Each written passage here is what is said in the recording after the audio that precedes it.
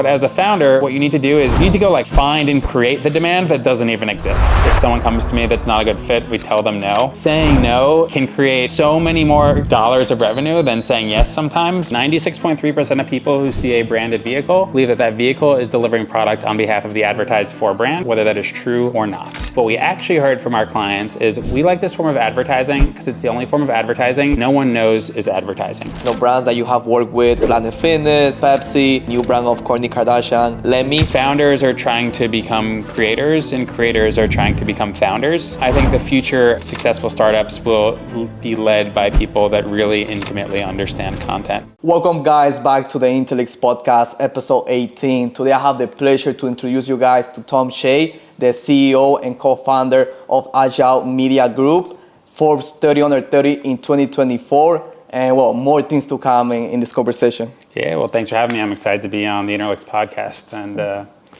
ready to get in. Yeah, let's do it, man. Thank you so much for having us in your New York City office, down in Manhattan. But, let's go all the way from the beginning. Can you tell me a bit more about your upbringing? Sure. Where did you grow up and kind of like the early days of Tom? Yeah, for sure. So I'm actually from not too far from here. I grew up on Long Island, New York. And I am the son of a school teacher and a firefighter. And I have 3 older sisters. And when I reflect on sort of the entrepreneurship journey, there was definitely influence from a very early age. So while my dad was a firefighter, he also opened a company called Mineola Signs and Awnings, essentially fabricating and installing street front signs, like you'd see 1-800-Flowers. So there is some like lineage in the advertising business here. But then my uncles installed kitchens, bathrooms. Everyone was sort of like a small business USA type stuff. I would say one of the more formidable early year influences, apart from my father, is my older sister, Katie Shea. She went to NYU Stern, and her origin story is she received a return offer at Goldman Sachs for sales and trade. This is 2008, so wow. Things are about to turn haywire. And instead of returning to Goldman Sachs after undergrad, she actually started her own footwear company called City Slips. And the model was, it was foldable ballet flats and a wristlet, and then the wristlet opened up to a tote bag for your heels. So at the end of the night, you could carry your heels home and not sort of walk the streets of New York City barefoot because your heels hurt.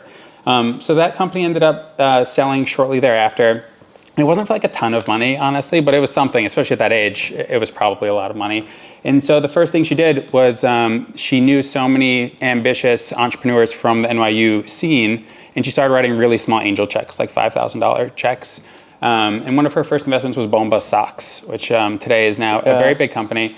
And so, she really went deep into that scene, angel invested like crazy, came on as like the fractional CMO, and I'm 7 years younger than her. So, that's the oldest sibling. That's sort of like the bar that was being set at the time. And, I always looked up to her, emulated her, tried to match her star power. And, it's pretty funny looking back now. She has a venture fund. I'm obviously on the other side of the venture equation as an operator. But that's like the really super early days. I'll tell you one other funny story that I think people get a kick out of. When I was in 3rd grade, there was a really long red light near Jones Beach, which is like a common place people in Long Island go to the summer. And so my dad, lugged me out there with a giant cooler of water bottles on ice on a really hot day. And he owns a sign company. So he made a sign that says raising money for Disney World. And so I remember that's like a core memory for me, just like, selling these water bottles and like probably something weird about the dopamine and like the experience and how fun it was. And so that's sort of something I've chased. And the last one I'll give you is my first foray into true entrepreneurship myself was with a company called Trendworthy Tees. So it was my junior year of high school. And what I had done is created a t-shirt company that was modeled off of things that were trending on Twitter.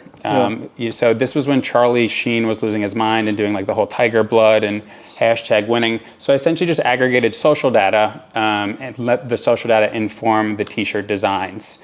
And so between my junior and senior year, that little small t-shirt business, we did about $30,000, which is not a ton, but at the time it was a lot. In high school, that's a lot. Right, yeah. And it let me buy my first car. So I think once I got a taste of it, it becomes pretty addicting, and that sort of set me down that path for entrepreneurship. I'm happy to talk about the rest of the journey, but those are the early days. No, yeah, definitely. I think like having the influence from family is very big. For me, my father was a sales guy back in Ecuador, and I think that kind of pushed me also into entrepreneurship. So having, especially looking up into your siblings, doing, startups and businesses is a thing that, pushes you into entrepreneurship. And also shout out to Bomba Sox. He's a Babson alumni. There we go. So, Babson in the house. And, talking about Babson, can you tell me a bit more about, I know you went to Boston College. Sure. So, you go to high school in Long Island. Yep. Then you go to college. Can you tell me a bit more about your college years, and then kind of what was your career afterwards? Yeah, for sure. That one's a pretty circuitous, long story. So went to Boston College. How did I end up there? Candidly, I just took, and this, I hate this about myself looking back, because these are all set like play to play and all this stuff. But I took the top 10 business schools in the Northeast. I applied to every single one. I went to the one that was the best on that ranking list. And at the time, that was Boston College. And I loved my experience there. They did a really good job. I went into it majoring in finance and minoring in Chinese and Mandarin. And ultimately, you go through the system. That is a system that really turns out like investment bankers, Wall Street folk, and consultants. And so had a lot of that like secondhand peer pressure, thinking that was like the only definition of success because that's all that you were being exposed to. And it was everyone's freaking out about recruiting and stuff like that. And so I was fortunate enough to intern in New York City the summer of my junior year at a hedge fund in the mortgage-backed security space. And they actually gave me a return offer, which I signed. Fast forward 6 months, this is now December of my senior year, so there's only like one semester left. That company gets acquired and they pull the offer letter. Ooh. And so, everyone in my peer group had now had return offers. Second semester is supposed to be a cakewalk. And I remember calling my oldest sister, all upset, and she was like, you have 24 hours to figure out, you have 24 hours to be upset, and then you have to realize that how you handle this situation is going to define you more than your first job out of college would define you. So I took that advice, cast a really wide net, and ultimately landed at a place called McMaster Car Supply Company in Los Angeles. So I went from Boston College to Los Angeles. And McMaster Car, the way I'd explain it, is essentially Amazon.com, but hardware, like Home Depot style products. So screws, nuts, bolts, massive company, about 7,000 employees. They do about 60,000 plus orders or shipments a day, but it's selling to like SpaceX and Boeing, not to like, folks like ourselves. So I had went to McMaster Car in Los Angeles, and a part of the story I left out is I added computer science as a major sort of at like the last second. And so I'm gonna be honest, I didn't know anything about computer science even after I got the degree. However, I knew 5%. And everyone else that I was around knew zero. So when I started at McMaster Car in the management rotational training program, I developed a little bit of a knack for automation. And so I quickly built that reputation at the Los Angeles office, which was a satellite office. And eventually the executives at the company were like, listen, like you're sort of doing this rogue at this like satellite office. Would you ever consider moving to headquarters in Chicago where our software team actually is housed? So I ultimately agreed to move to Chicago about 2 years after moving to Los Angeles. And when I moved to Chicago, a couple things played out all at once. I met my now wife. I met my now business partner and co-founder, Max Flannery. I joined the software team full time doing machine learning search software, which I knew nothing about when I started. And I also enrolled at the University of Chicago for a nights and weekends MBA. So I'll pause there. That was sort of the Boston College into early years, but I'm happy to tell you about the rest. And do you feel that kind of like, job that you had like impacted you in your career as an entrepreneur later on? Like, is there any specific like skill sets that you think that you were able to build during this first job that later contribute to your success? Yeah, it's a good question. I haven't been asked that. I would say getting the offer pulled and needing to like figure it out, I think that's an entrepreneurship trait, being comfortable just like with the uncomfortable, and having a knack for I'm just going to figure it out, whatever it takes. I think the McMaster experience was a really cool one. A few things I learned there. One, it was a massive, old, sleepy company, over 100 years old, but it ran really, really well. If it did anything well, that place was like, everything was buttoned up, very efficient. And so I learned a lot about what a company operating well at scale looks like. What are the systems? What are the processes? Where's the automation? What are the blind spots? What are the things that can go wrong, and how do they handle them? So I feel like I learned a lot from the organization and things that I've like tried to bring into my own entrepreneurship journey. And then when I moved over to the software team, that was essentially was like an MBA in itself. Like they did not bring me there because they thought I was great at machine learning or software. They brought me there because they thought I could figure it out. And so, spent 2.5 years working on that sort of technology. And it made me a little bit dangerous, I think. Like, I always had this fear, even going back early, it's like, listen, if you can't code, you're going to lose half of your company to someone because you don't have that skill set. But I knew enough that no one could really sort of like twist the knife or get any leverage on me. Even if I'm not the one actually building the software, I felt like it made me a little bit dangerous. And now, look at Adgile, there's just so much automation built into our systems and processes, and I think that sort of has rubbed off on me. So Tom, you're in Chicago, right? Yeah. Obviously, Chicago, I think, is a very special place for you because it's where you met, many key people that, come into your life. So how does, you like decide like, hey, what, I'm gonna, go into the entrepreneur route? Like when, like what timing specific is that you make that decision in Chicago? Yeah, so, when I reflect on those experiences, Boston College, the theme was like, do the safe thing. You're young, you don't really know, like there's all these people that are doing finance. And so I was picking very safe concentrations and majors. I did finance, computer science, then I minored in Chinese. Do I have a passion or do I like any of those things? Not really, to be honest. The reason I did them was, someone had told me, listen, when people come to Boston College to recruit people, none of the kids that they're looking at are going to know the skills needed on the job. What you need to be able to communicate is, while I don't know what you need me to know to do the job well, I have proven mastery of some pretty difficult concepts. And so whatever you throw at me, I'll be able to figure it out. Because I was able to figure out Chinese, and I was able to figure out computer science. So that the whole theme of that was like safety, de-risking the future. I think what was cool about the UChicago experience was like getting to do academia all over again without the discomfort or like fear or like pressure.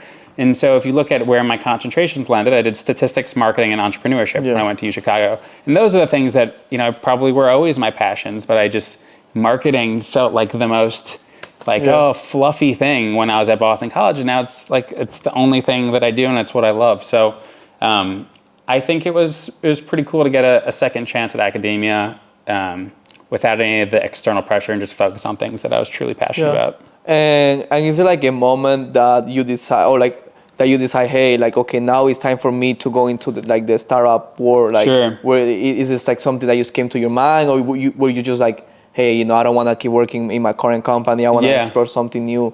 Yeah, it's a good question. Just kind of remember. I definitely didn't love the big company feel. I think the more senior I got at that company, it got a little bit more political. It started to leave like, hey, I'm no longer being compensated for my value. I'm being compensated for like how long I've been here. And I was like, that's just like, feels awful. I could work 100 hours, I could work 40 hours, and there's not going to be a meaningful delta in compensation or like the track or the speed or trajectory I'm on. So I didn't like that part. The entrepreneurship one's interesting. So before I moved to Chicago, I had a friend, Ryan Reed, who went to Boston College with me. I didn't know anyone in Los Angeles, so he was my first friend when he also moved to Los Angeles after undergrad. And we were always hopping on our bikes after work in Hermosa Beach and like trading ideas. And so we were about to go, right before I moved, we were about to do our own version of what we called like Innovation Month. We were going to spend 30 days every single day after work trying different things to make passive income and just see how far we could get them. So like one example was like in the beach communities in Los Angeles, they always get termites because of like the moisture. So there's always these like huge fumigation things. Like, oh, we could definitely build that business, hire some high school kids and like, make some money. So we were trying to think of some interesting things. And then I ended up unfortunately moving to Chicago. But as soon as I moved to Chicago, I was like, hey, I don't know anyone here. Does any friends introduce me to friends? I got introduced to Max. And so, getting into a little bit of the Adgile story, this was Max's idea. Cool. I got tapped because the first iteration was much different than you see today. It was far more software heavy, and I had a technical background.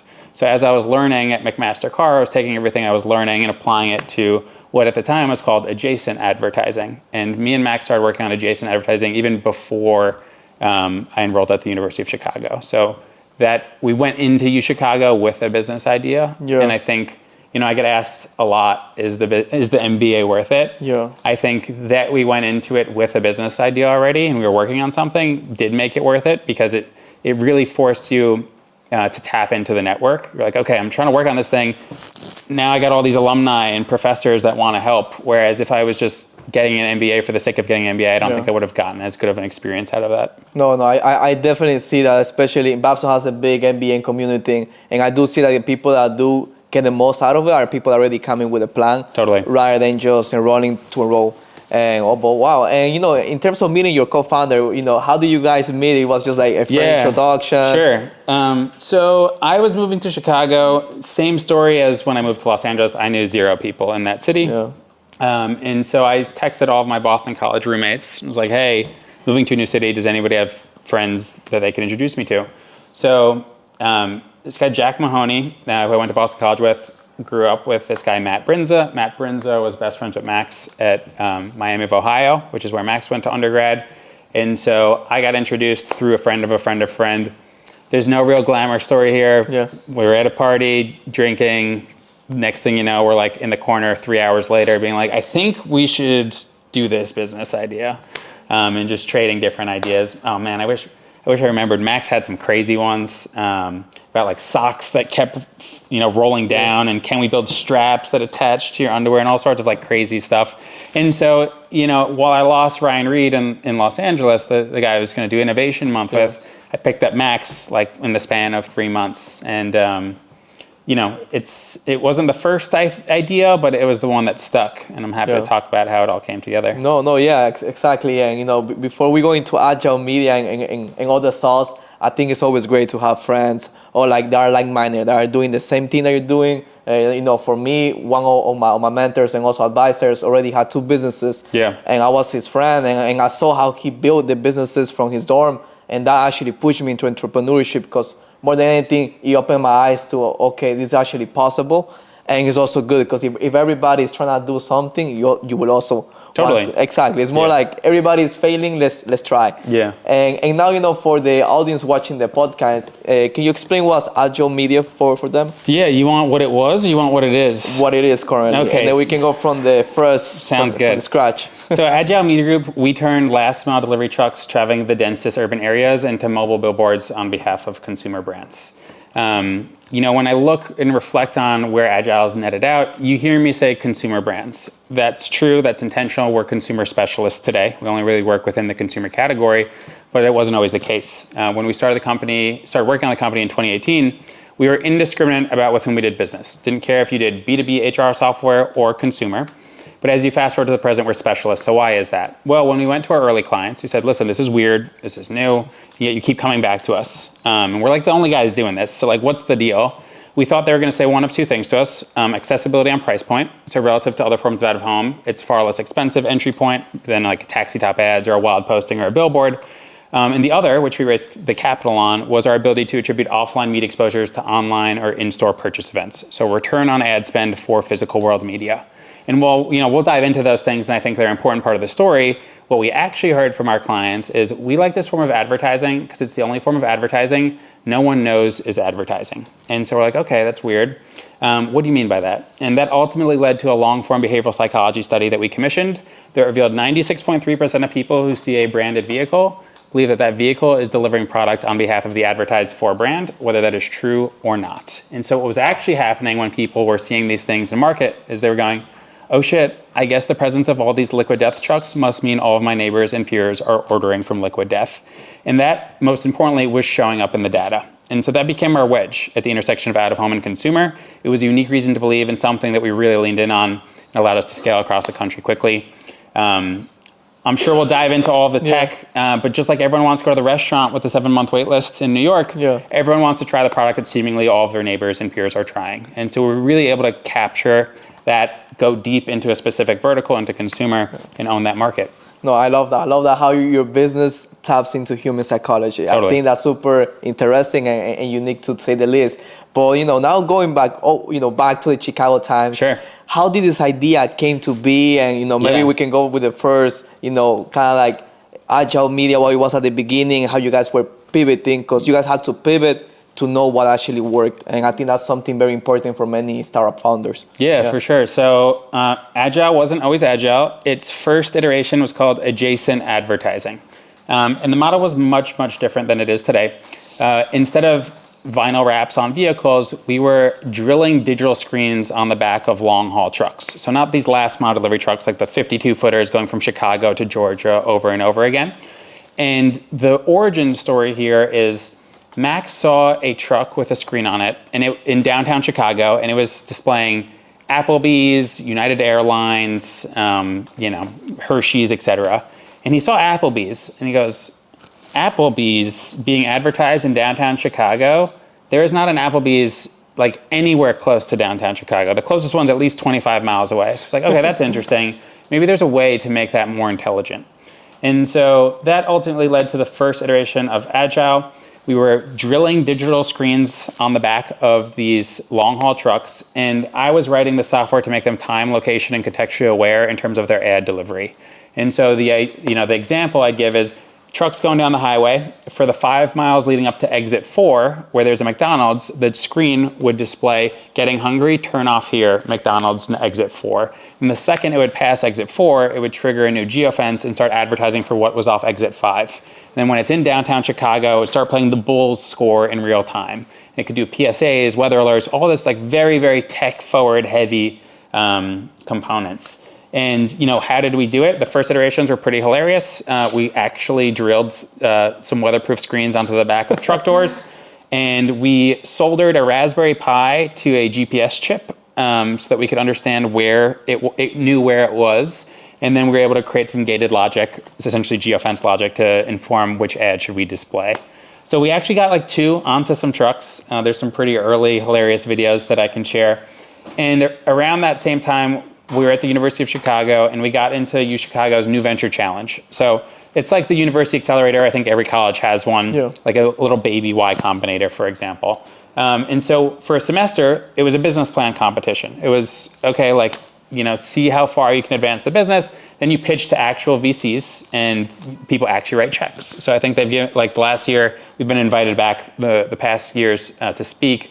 Last year they gave like over $1 million to student companies, which I think is awesome. The alumni gets involved, the community gets involved. It's a really cool experience. And so we were part of that, but we did terribly. Like we got to the final round, or we didn't even make it to the final round. We got to like the pitch round, and we got absolutely dragged through the mud. Like we didn't even get to the part where you get to pitch for money. But we learned a lot from that experience. There were 2 issues with that business. The first was the CapEx of the screens. Those screens were like 40 grand. And like Max has one like in his apartment right now, I think is like, now it's a coffee table and a relic. But that was our own money. We'd poured our own money into that. And to scale a business, if you have to drop 40 grand for each unit, it's going to be a pretty hard business to build. And you could do some clever financing, like sale leaseback equations, but still, that was going to be a pretty expensive bet. The other one is simpler, and it's really just us being naive. We didn't Max comes from Deloitte, I come from software. We knew nothing about marketing. And so our beautiful vision was, on day 1, this thing's on its way from Chicago to Savannah, Georgia. We're just gonna get McDonald's as a client, and then we'll have an ad for like pretty much every exit, right? Like you just turn it on day 1, boom, boom, boom, boom. What we did not know is media for those businesses gets allocated at the national, regional, and local level. National, you can't compete for budget until you have a nationwide presence. When you have a couple trucks on one route, we're not nationwide. Then it gets allocated at the regional level, at the co-op level. Guess what? This was only in Chicago for a couple hours each week, and then it was leaving Chicago, so we couldn't compete for the regional dollars either. And so the only thing that was left for us was local dollars. And local dollars equates to literally like walking into the store and maybe your dad owns a franchise and be like, hey, we're doing this thing, can you give us some money for it?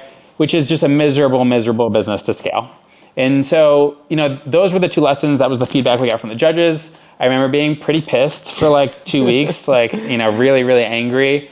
And then we got over it, and then we listened to them. And so if you look at where Adgile evolved to, today we don't use long haul trucks, not the ones on highways. We use last mile delivery trucks. So they're staying in the regional areas. Okay. It allowed us to compete for not only the local, but the regional dollars while we were building a nationwide company. And today we're now nationwide, but it allowed us to tap a pool of resources we previously couldn't with our original business model. In addition, to get rid of the capex of the screens, we went from digital screens to static vinyl wraps. Much simpler. People have been putting vinyl on stuff for like 100 plus years. But in the process, while we simplified what I'd call the front end of our product, static vinyl wraps, we really, really leaned in on the technology side on the back end. And so today, how this works is there's a GPS in every single truck we have under management across North America. That GPS streams to us via a callable API, latitude, longitude, and timestamp. We use that API feed to draw a geofence around the truck every second. We capture people's mobile phones that have location services enabled on mobile apps. Oh, wow. And once we capture someone's location services, it kicks off our entire tech stack. I'm happy to talk you through it, but it allows us to serve them retargeting ads, allows us to learn about them, allows us to get to their other devices like their desktop, and it allows us to figure out the rest of the customer journey to say, did someone see this liquid death, and then go buy liquid death after some period of time. Wow. So wait. This is incredible because this is about data, and I love data. I think data is awesome. So let's say, one of the trucks is passing by and it has, liquid water, and then it will give me ads on my phone about it. Yeah, so I'll talk you through the tech stack a little bit deeper. So there's a GPS in the truck, so we know where the truck is. There's an API endpoint that we can hit to say, where is this thing? And that gives us latitude, longitude, and timestamp. So we know each second where's the truck. And then we use software on the back end to ingest that API feed and build a geofence around it that constantly gets updated. And our vector of capture is location services on people's mobile devices. So for example, if you have a free-to-use consumer-facing application with a location component, dating apps, weather apps, navigation apps, they're not quite free. They may seem free. They monetize by selling digital ad space, so digital ads in their app. And they monetize by selling anonymized location data to folks like ourselves. When we capture someone's location data around the branded vehicle, it kicks off our entire tech stack. So the first thing we're able to do is what's called ID stitching. We can go from that person's mobile phone to their desktop, tablet, connected TV, their spouse's devices, etc. And the reason ID stitching is so important is it allows us to solve for what I call platform promiscuity.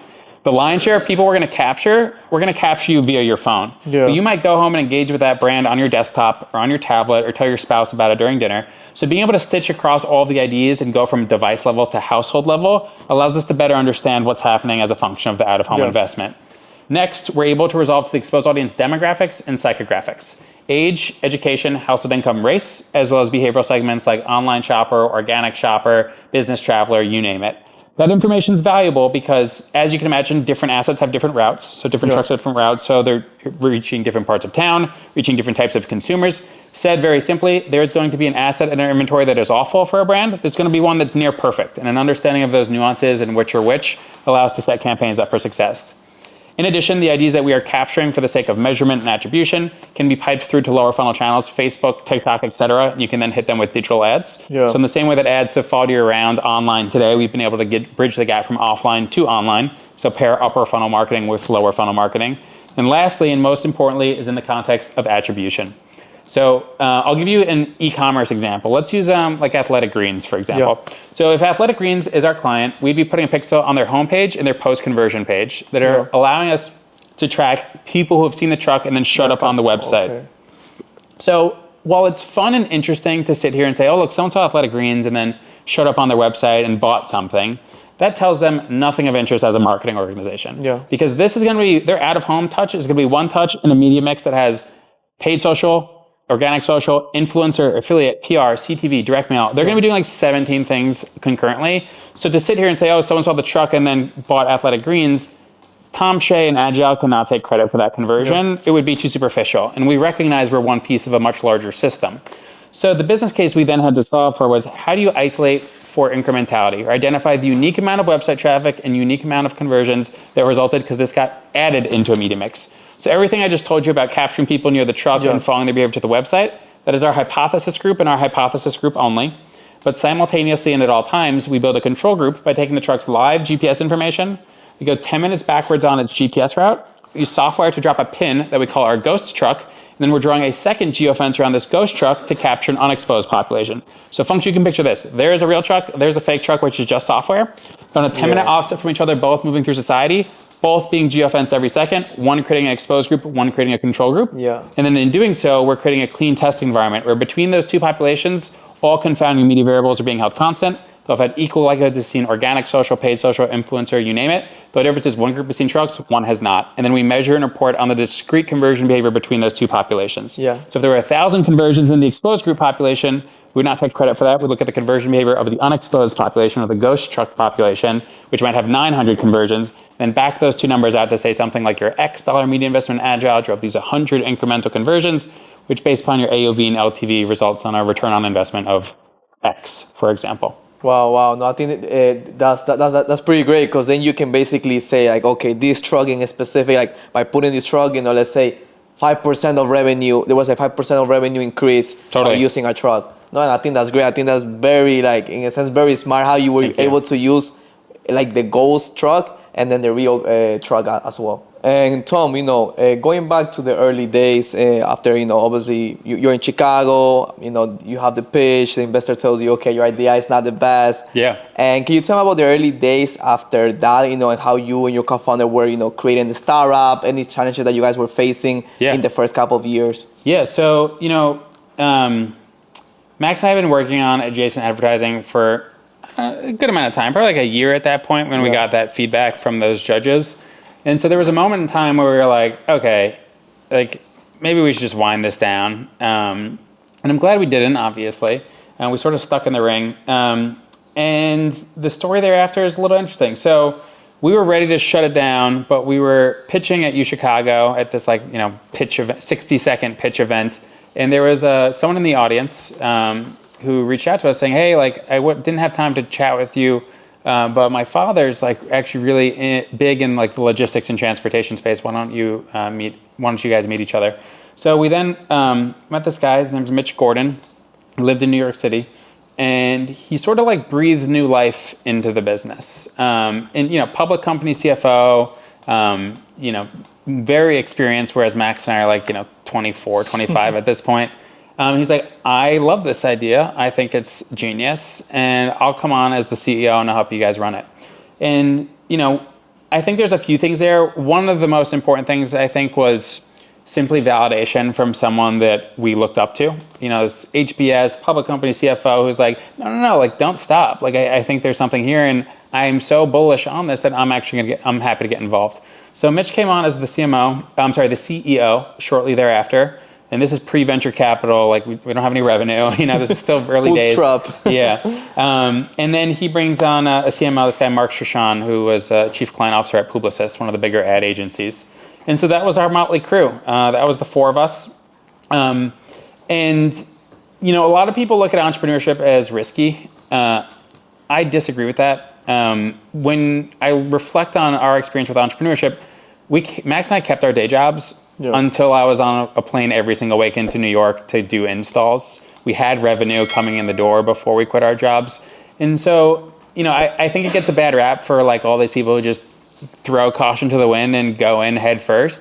But, we took it slow, we chipped away at it, we kept iterating. And, when we actually needed to go raise money, there was a good talk track. It was, we have de-risked this business so much that I think with the $5,000 that I'm asking for you, I can get you a better return than you're going to get on the S&P 500. And I needed to get there myself and actually believe that until I could actually ask my 24-year-old friends. It's a lot of money. And so we really, really de-risked the hell out of it. And I'm glad we did. Because, if we just went into it the second we had the business idea and we quit our jobs, what ultimately would have happened is we would have worked on it for a year, and then we'd have to end that story because we were out of money and we need to go, get a real job and pay the bills. But because we never really, did that, we're able to stay in the ring for long enough for us to sort of get that big break and get that opportunity, which ultimately came with the capital raise in 2021. Wow. And I think that's a very interesting story to say the least. And I always say, especially for startup founders. I see many of them that they have the idea and you said they just drop everything and they go for it. I think more than anything, first you have to know that there's a product market fit and that you actually are getting revenue in, at least some type of revenue. At least you have clients paying for your service or paying for your product. So you already know that, okay, this actually works. Totally. It is tested out. I can go ahead and maybe take that risk or take that, leap of faith and actually go into the business. And, so 2021 is when you actually guys decide to, raise money. Yeah. Can you tell me a bit more about the process in terms for you? How was raising money? How was that process for Adgile Media? Yeah. So it started sort of slow. So we did a family and friends round first. And we pretty much just tapped every single person we knew. I'd say the average check size was about $5,000. And that round ended up being about $300,000 in total that we had raised. And so with that $300,000, this is actually 2020. With that $300,000, we were able to get to about $500K in revenue. And we were not making money. We were operating at a loss, giving this stuff away, trying to get case studies, get some data points, get some social proof that we could then use to go sell. But we played it right. We lost money on the early campaigns. Then, a couple quarters later, we sold them all at break even. And then right before we went to go actually raise venture capital, we sold them and tested the upper bound, very high margin. And those were actually profitable campaigns. And I think that was important because that's also, I think, what investors actually wanted to see.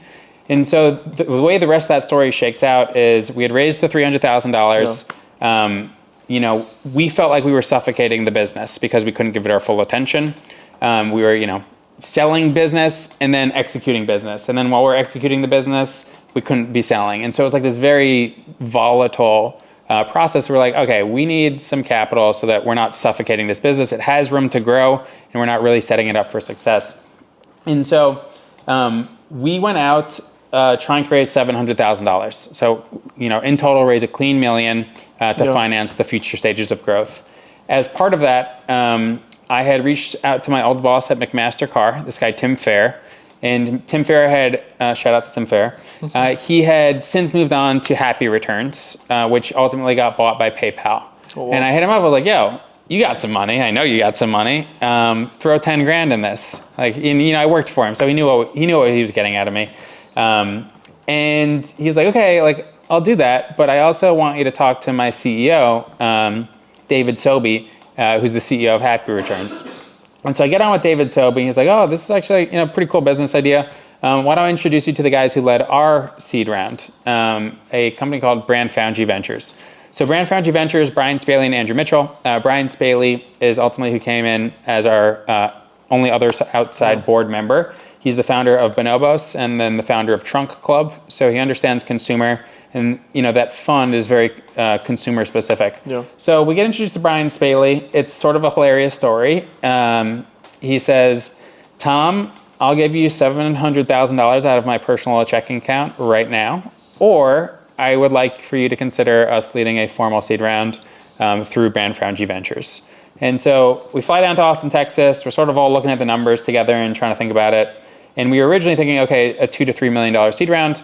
By the time we had left, and credit to them, because they were absolutely right, they were everyone always underestimates how much money it takes to build a business. I think you guys should do a $5 million round, and we'll come in and lead it with 4. So they took down most of the seed round, and then we had the very good fortune of essentially filling the round with LPs in their fund. Yeah. A lot of really, really strong, powerful people that have helped get us here today. But that was the beginning of Adgile. It was a very different time. It was 2021. Everyone knows that. Just after COVID. Yeah. It was a bull market and it was great timing. But they have been such great investors. They've helped us in so many ways. And, they're great people to have in our corner. I'm very grateful for how that whole story came together. And obviously they're very exposed to consumers. So they're in Olipop, they're in Graza. Mm. So especially in those early days, they were able to tee up a lot of really valuable introductions with which we were able to build on. And I think something that, I love is just that you guys had proof of the concept of the business. So I think that's why it was so much easier for you guys to raise, because you guys were oh, these are case studies, this is proof of what we're doing and why it works. So I think that's kind of key when it comes to raising money. You need to have the proof that it works. And and speaking about raising funds, I saw actually a podcast before coming here about how the first thing, kind of like one of the main things that you guys did was to create a sales team. Yeah. And then actually in a sense backfired a bit, and then you guys realized that you guys had to be the founders. So can you tell me a bit more about that perspective of like selling as a founder? Because for us in Interlix, we was also like the founders are the ones that sell, and then obviously we have people in operations, in recruitment. But I wanted to hear your perspective. Yeah, I'm a case study on that for sure. So I started as the CTO. So I was the software guy when it was the adjacent days. And then I was the chief operating officer. So I was, managing the supply side of the market, talking to the truck drivers, figuring out the installations, or the printers. And it's because my family came from that world, right? My dad owned the sign company, so it was very natural that I would take on the chief operating officer role. And naively, we tried to hire for a sales team. We brought on a CMO, we brought on a CRO, all this stuff. You fast forward a year later, we had pushed all of them out of the company because it just simply wasn't working. We blinked and we're like, 6 months have gone by, we have a CRO, we have 4 sales hires and $0 have been sold. We got to fix this. So I went from CTO to COO, and then I went from COO to chief revenue officer and focused mostly on the sales side. And, I think we learned a lot in the process. In the early days, it's just like the founders need to, you gotta be out in front selling. I think it's the probably most important skill for someone that they're able to sell.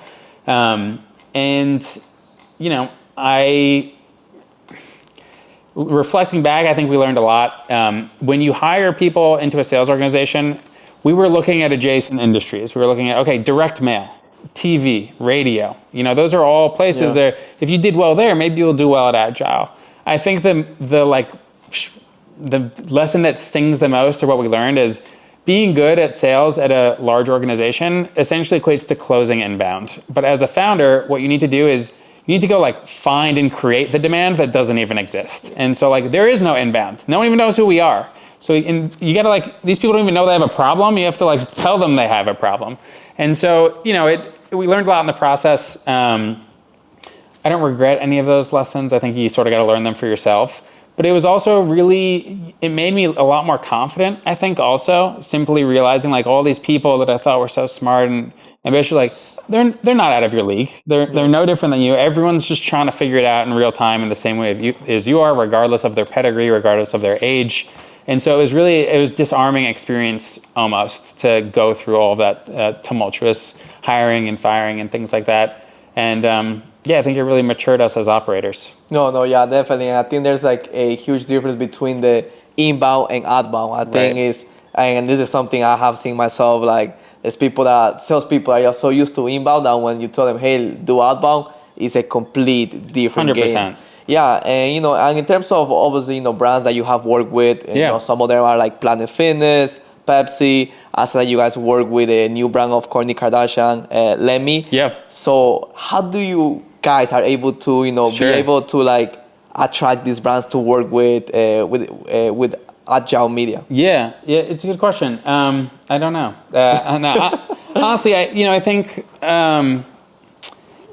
social proof matters a lot. I think we're all far more impressionable than we like to believe, and I think with any successful venture, there is some degree of dumb luck. If you look at some of our early clients that we partnered with, topicals, skincare, Gia, non-alcoholic aperitif, Slice, the pizza app, a lot of those went on shortly after doing a campaign with Adgile to just go gangbusters. They did really, really well. And we were forever sort of tied to that brand. And so when you had the next generation of founders, you're looking up to these brands and trying to learn something from their playbook and emulate their style and their approach. And so we were able to really tap into that to get the social proof. I think that's part of it. The other part is simply extreme specificity. We're consumer specialists. We don't try to be something we're not. If someone comes to me that's not a good fit, we tell them no. I think that's a really hard lesson, especially when you're early, is saying no, it can create so many more dollars of revenue than saying yes sometimes, because at the end of the day, we sell media, but I tell my team we sell trust before we sell media. And, selling trust means doing the right thing, even if it's the uncomfortable thing. So, if someone's not ready to work with Adgile, we tell them, I don't think this is a good fit for you. And that person remembers that. And, one of two things happens. They're going to tell people like, yeah, I tried to give that guy money and he didn't. He's like, he's a good, like, upstanding guy. And they're probably going to come back when they are ready. And so I credit a lot of just like trying to always do the right thing, to sort of the flywheel that's been created. And then obviously, I think our very unfair advantage is we have a visual product. It's really easy to market and advertise for ourselves because what we do, brands that we work with are incentivized to be sharing and posting about. Yeah. They're trying to get all this earned media. They're trying to get this press. They're trying to, take a campaign that's getting 1 million impressions and find a way to use a digital atmosphere to get it to 10 million impressions. And so, it's informed how we've played our business. We were just talking before this. The first iteration of this business was Chuck's just travel around passively. Now we're doing all sorts of pop-ups and crazy events and things to help sort of stack the deck so that brands can, one, create one-to-one relationships and activate their community, but from our perspective, to help create more shareable moments for brands, which ultimately creates a flywheel for us because brand posts about it, other brands in that category start looking at it going, oh, what is this? I mean, this truck stuff? Like, who is this guy? Yeah. And ultimately, they either ask for an introduction or they find us online, they inbound us. So, it's not any one thing. There's a lot of luck, there's a lot of strategy, but more than anything, I think good things happen to people who put themselves out there, and we've really put ourselves out there. And, people like to do work with people they trust, so trust before media. No, definitely. And, I think one of the hardest lessons you will learn as a startup founder is learning how to say no to leads that come into you. Because sometimes some clients, they might look good and they want to give you money, but they are not the right fit for you. And I love that you only focus. It's hard. And you only focus on consumer. And I think that's pretty good. And more than anything, what you said, if you say no to a client, they're going to respect you more. It's like the most value accretive or value creating activity that can be done. I'm not saying say no, just for fun. But, be honest about it. Because like, if you aren't, like, your reputation is everything. It's very hard to earn someone's trust. It's very easy to lose it. And if you put a bunch of people in a position where they're going to lose repeatedly, quickest way to zero. Like, if you're not setting them up for success, that gets out quickly. This community is way, way smaller than I think people realize. Word gets around. Yeah, and especially you're in advertising, so kind of like your job is to make them more money. That's right. So, so if you can do it in the consumer space, you're gonna be like, okay, in the consumer space, come to us, come to Adgile. And in terms of like, talking a bit more about sales, do you have a specific, crazy sales story or some story in a specific that, is unique to you or like home? Yeah, I think ours, it's going to be a different flavor than probably what you're expecting. But I think what's interesting on our business is it's a COVID business. And it's funny because it's an outdoor business, but this company we started working on in 2018 and we tried to take it to market in 2020. We actually sort of took it to market in 2021. There's like a very hilarious generational divide in that, like, I've never really had an in-person sales meeting in my entire life. Like, this entire company has been built behind a Zoom box, like probably sometimes in my underwear and like no one really knowing that. And so I think it's just an interesting story because you look back in time and there's just all these lunch and learns and you go to the ad agency and you buy everyone lunch or you take people out for drinks. And relationships still matter. I'm not saying they don't, but it is, I think, indicative of a new world order that globalization, the world's getting smaller. You could sort of work from anywhere. I don't know why we chose to work here where it's so expensive, but I think that's not a crazy sales story, but I think it's a sign of the times. Okay. Oh no, definitely. I think everything now is just looking back, it's crazy to see how COVID changed the way that we do business, change the way that we even work. Yeah. Like for me, I mean remote staffing. all the placements I do is fully remote. So like for me, COVID was super influential. Without COVID, I don't think this idea or this type of business will be thriving now. Totally. And I think it's definitely something that we have to put in consideration when we talk about business.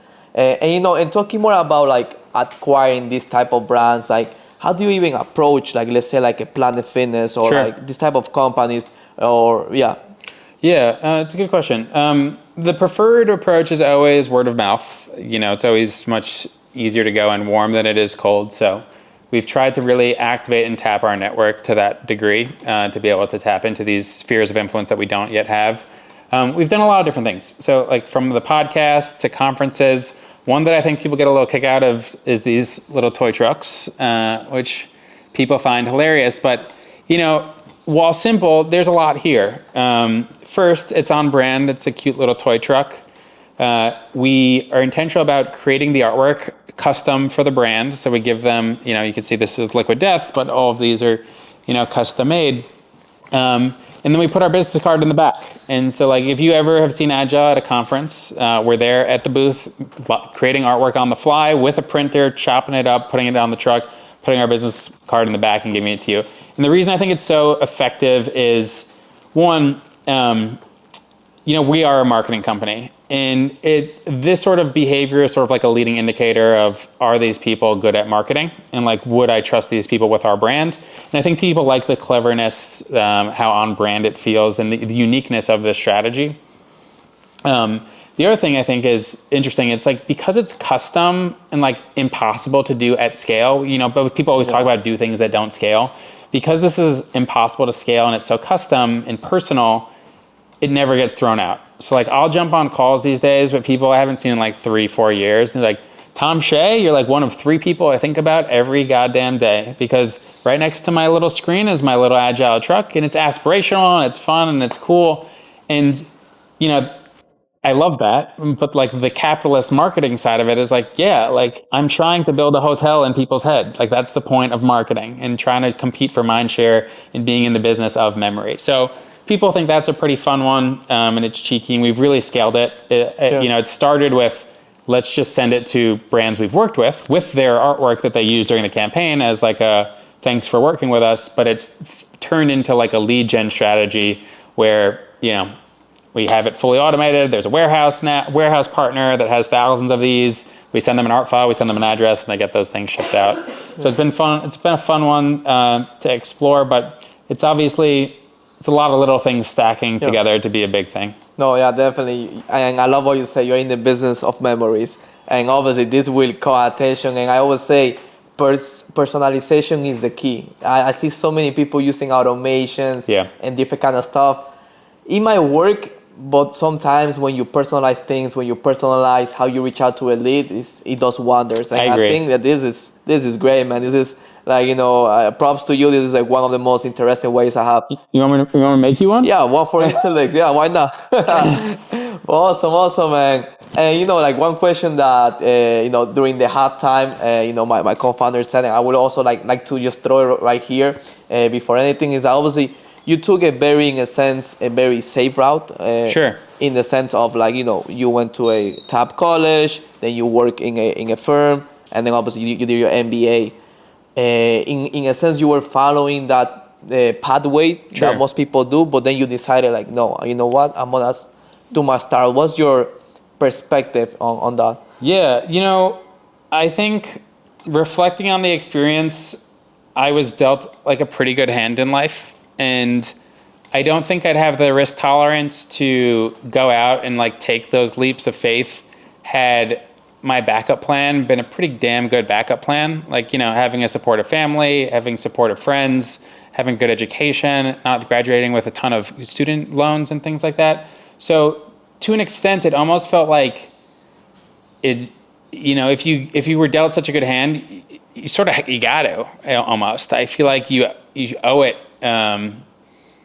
You know, that's just something that if your plan B is a pretty good plan B, your fear or the risk doesn't feel as heavy as it could for someone in an alternate scenario. I think that's a great sales story, you know, talking about the trucks in a specific.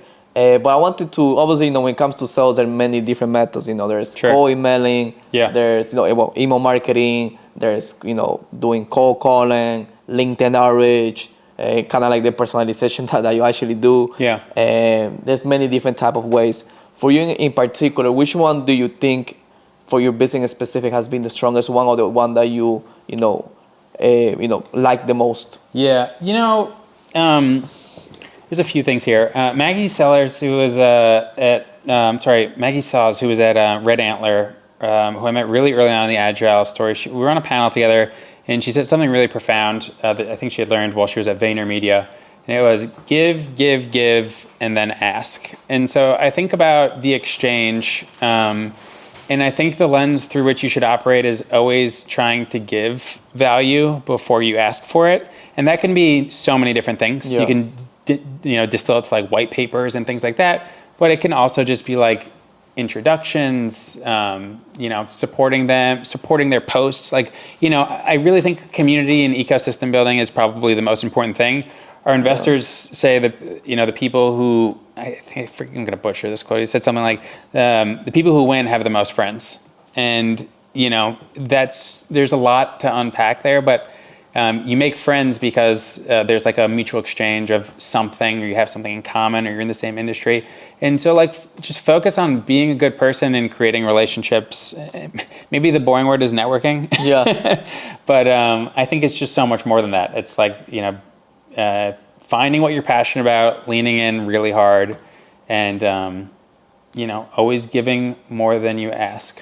No, I love that, man. And networking is mega, mega important, man. Networking. It's just become such a sterile word, unfortunately. Yeah. Like, I wish it was more like network is your network. We need to rebrand network. But anyway. meeting people in person, I think, and like you said, going to a conference with not many businesses actually go to conference, sure. and I think that's a specific method that has so much value. For us, we do a lot of conference because then you can shake hands, they can see, and I think that's something that you do, and from what I'm seeing, it works great for you guys. Yeah, absolutely.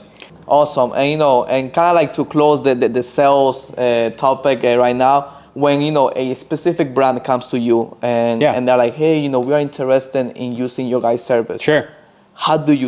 What's your pitch? How do you sell them in less than 60 seconds? Yeah, sure. So I lean into the virtual psychology element. So, that's probably why they approach us in the first place. They like the idea that it looks like their brand's larger than life and that everyone's ordering them and that's actually going to influence performance. They're like speaking their growth into existence. They usually don't know the technology piece. And I think that gives it a little bit of wow factor, being like, out of home, I used to, users go, is it working? Like, I'm not really sure, but you can actually discretely measure attribution. That's very interesting. And then the other thing I think is important is just there's now a lot of information asymmetry. We're sitting on so much first party data as to what stage, what category, what AOV, what level of maturity should you be at before you do business with us. So a good example I'll give you is, and we didn't always know this, obviously, but if you're not doing 5,000 daily website visitors or greater on your website and you are a D2C first business, like you sell only on the internet, we won't touch the business. If you are a retail first business with a high AOV product, so like skincare, cosmetics, we don't touch the business until you have at least 10 points of distribution in the market that we're activating in. If you're a low AOV product, like an Olipop, like a consumable that's retail first business, we won't touch it until there's at least 25 locations where they can buy it in that market. So I think enriching the process and doing their homework for them is what it comes down to, so that they don't have to do it. Always just do their homework for them, and I think that is probably how we would sell in 60 seconds or less. Wow! I think that's great, man. That's great. Pinpointing your value proposition is kind of like the smartest way to always do it. And talking about marketing and everything, in terms of the marketing that you guys use internally, is there one specific medium that you guys really love and promote? Yeah, unfortunately, it's sort of been volatile, but I used to love Twitter. Yeah, it's not like a barren wasteland, but there's a funny origin story. We were just starting Adgile, and I really wanted to meet the founder of CrossNet, Chris Mead, and he was inaccessible via LinkedIn. He was inaccessible via email. Like, I was shouting into the void. And so what I did is I saw he was active on Twitter. He was posting 3 times a day. His posts were getting 3 likes or comments on each post. And I was like, he's very active here, and it feels like I can sort of arbitrage attention here. So I reactivated my Twitter from high school, and I said, I'm going to tweet at Chris Mead every single day for the rest of my life until I die, until he takes a meeting with me. And so day 1 goes by, day 2, 3, 4, 5, 6, 7, 8, 9, 10, 11, 12, 13. On day 13, his fiance retweets one of the tweets. On day 14, he DMs me being like, hey, it's not the right time, but I love the approach. And then 6 months later, he was one of our early paying clients. So there's a really good story there, I think, in just like trying to arbitrage attention and zig when everyone else is zagging. Try to find the opportunities where you can control like a large percentage of the mind share, and don't just, by the time a best practice can be a best practice, it's worth questioning, is it still a best practice? Because it gets commodified. We see what happens with this like AI content. Like it's just so easy to tell when someone's on LinkedIn posting something that was clearly written by ChatGPT. The telltale emojis, the telltale hashtags. The rocket. It's crazy, yeah. So, I think there's something there for someone. Question the best practices. Don't just take them at faith. See if there's an alternate path. No, and I love how like innovative you are in this type of sense. And this is all about entrepreneurship. Even the way that you reach out shows that different type of reaching out to, entrepreneurs. And, something about entrepreneurship overall is that there's highs and lows. Yeah. And obviously, there's times where you're feeling like you're in the top of the mountain, and For there's sure. other times where you want to give up. And, one thing that we always share in Interlix is that you have to go through those dark valleys to be able to actually see the light. Yeah. So in terms of your career as an entrepreneur, Sure. it could have been with this business or even with the prior ones that you did, in high school. What was for you kind of like the lowest or like the toughest part in business, and what made you keep going? Yeah, so this one's going to get pretty deep pretty fast. But early days, this is like adjacent advertising era. I had just all out of the blue started having a ton of health issues, to the point where I left McMaster-Carr, I stepped away from UChicago. And, I've struggled with them even to this day, but something interesting happened there. I put so much of my like self-worth on career, and for the first time, the health issues were making it such that I couldn't really operate at the level I was used to operating at. And so, this is around 2018 where these things started to take hold, and they were like sort of all consuming. Like I went to some clinics for like full time for a month to try to work on the health stuff. I tried to go back to McMaster-Carr a couple times on short-term disability leave, and I kept trying to come back, and I kept not being able to actually perform at the rate I wanted to. And eventually, it was pretty scary that I was like, damn, like the universe is also, like I felt deficient, and now the universe, like my employer was like, hey, like, do you need like a back office job that looks a little lightweight? And I started freaking out when other people could now sense that something was wrong. And so I channeled a lot of that insecurity into Adgile. Building Adgile was very much me trying to prove to myself that I still had it when I felt like I had taken a step back in terms of my output and my work ethic and things like that. And, it's been a pretty cool arc for it to work, and like to be able to design a life and a career that, I can sort of manage those health issues a little bit better than I have been able in the past. So, there's a cool, I think, bounce back arc. I have a tattoo that's RWYA, and the backstory on it means remember where you're at.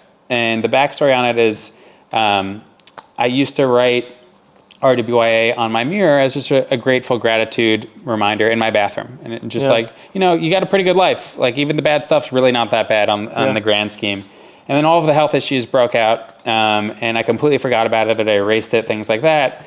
And then when we raised the $5 million seed round, I walked into my bathroom, and my girlfriend at the time had written RWYA, which felt like the completion of like a really, really low back to a really high.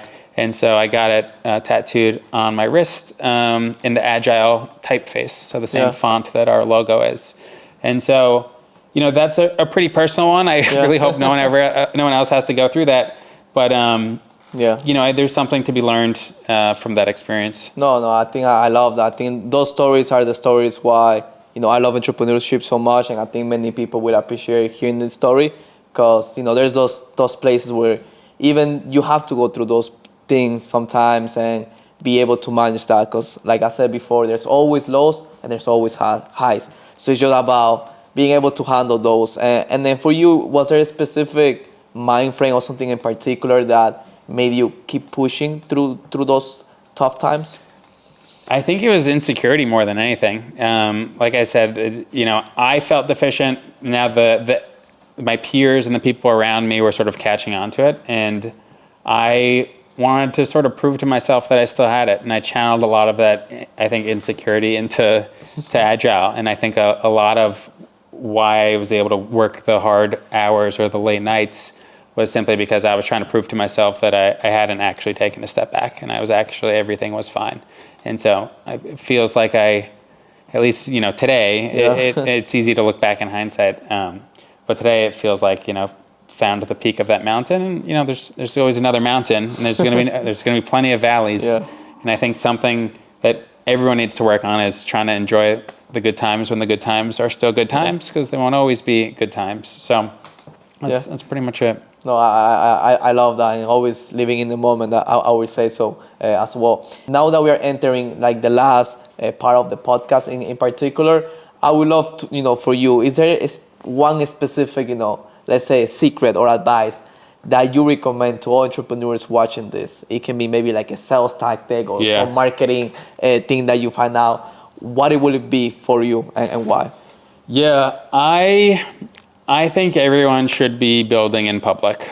I think, good things happen to people that put themselves out there. We're now the reason we're doing this is to create content, right? Content is the new currency for business, in my opinion. And so to the extent that people understand and learn that early, you don't need any further evidence than all of the celebrity-backed brands that have emerged in the past 3 years. I think founders are trying to become creators, and creators are trying to become founders. I think the future of successful startups will be led by people that really intimately understand content. And so even if it seems early and premature, like, start posting, just get yourself out there, start building a personal brand, start building a reputation, and good things tend to follow. No, yeah, definitely. I 100% recommend this. I know myself, I have gotten meetings with people I would think is crazy, and it was just from social media. I actually met one of my mentors. He saw one of my posts, he commented. He's also from my country. He commented fire.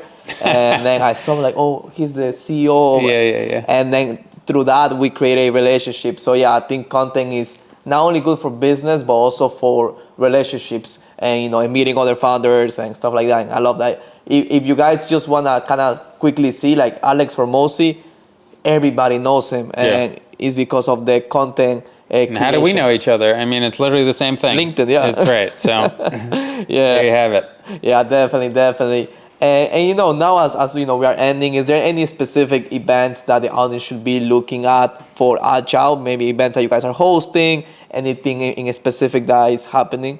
Yeah, for sure. So we love Expo East and Expo West. Well, actually, Expo East has been retired. But if you've never been to the Natural Foods Expo West in Anaheim, it is like the Super Bowl of food and beverage. Even if you're not in the industry, it's just like a really fun event to be at. Because in the same way that a music artist would save their new song for Coachella when they're headlining or something, all of the brands sort of hold their announcements and drop them at Natural Foods Expo West. So that's one we're really excited about. But other than that, I mean, you can find us, we're industry plants. We sort of are at every CPG event that's in New York City. And we love that community. So if you're looking for us, that's probably where you'll find us. That's pretty much it. Yeah, definitely. And when it comes to, social media or, the best way to reach out to you in terms of they want to work maybe with your brand or maybe are interested in interesting positions, what will be the best way to reach you? Yeah, so you can always inbound us on our website. It's adgile.co, adgile.co. I'm trying to be very active on socials where you can probably find me. So you feel free to reach out to me on LinkedIn. I'm trying to do a better job. That's my New Year resolution. But we're on all platforms, Twitter, Instagram, LinkedIn, Facebook, things like that. Awesome, and everything will be here in the screen as well, and also it will be in the description below. But well, Tom, thank you so much for coming here, hearing your story. I think it was great. I think many lessons for the people watching this, and thank you for also hosting the office for us. Thank you, I appreciate it. Thank you so much.